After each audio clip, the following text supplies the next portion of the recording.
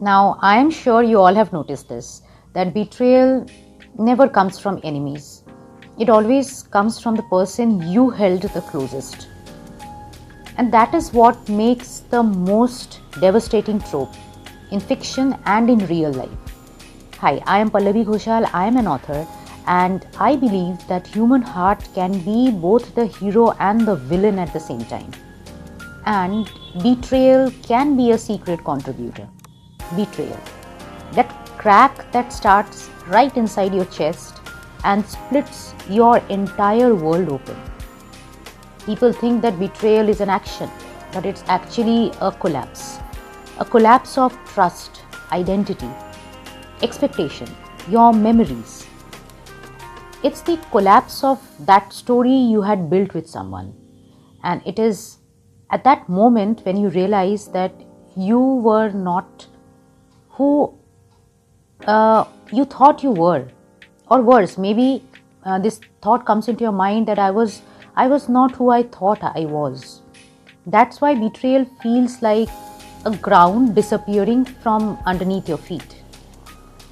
Because betrayal combines two things the human mind is scared of the most. One is losing someone you love, and second is realizing they never loved in the same way. It is heartbreak, it is confusion, it's humiliation, self-blaming all at once. You'll be forced to question your worth, your memories, your choices, your future. You'll be questioning your reality even. It is trauma disguised as the truth. And every betrayal in my books, it's not random.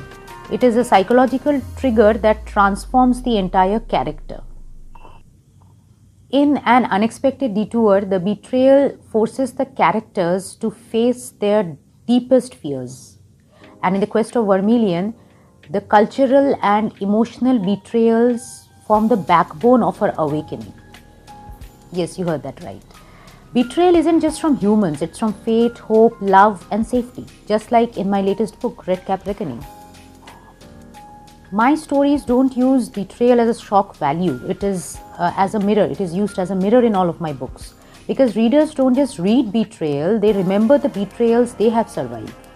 And that is why I find people really loving my books, and it would not be a kind of boasting if I say so, but that is what the readers have informed me after they have sent a DM to me after reading my books, that they could see the betrayals they have survived across the tropes in my books.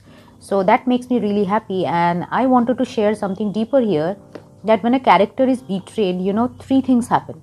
The first thing is innocence completely dies. They can't go back to who they were at once. A new version of themselves is born, one that is sharper, one that is harder, and more awakened, more aware. Betrayal ignites transformation.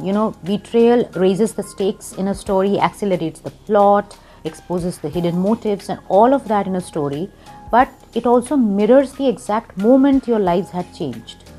That is what the exact feeling of betrayal is all about, and I wanted to bring them out in my books, not just for the elements of the story, but I wanted to show it as a breaking point in all the stories, just like betrayal is also the breaking point of every human being, even us.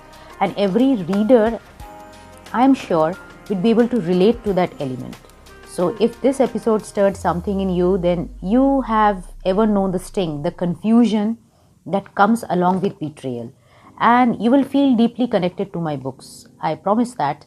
And so keep following this space, and I'm sure that I'll be bringing out more such tropes that I have woven into my characters, into my book, the character arcs that I have followed, and you will see a version of my writing style that I try to ingrain every human emotion, feeling, fears in the stories. So I'm sure that if you pick up the books, you are going to relate to the trope as some of the real life incidents we all face at various junctures of our life. Thank you.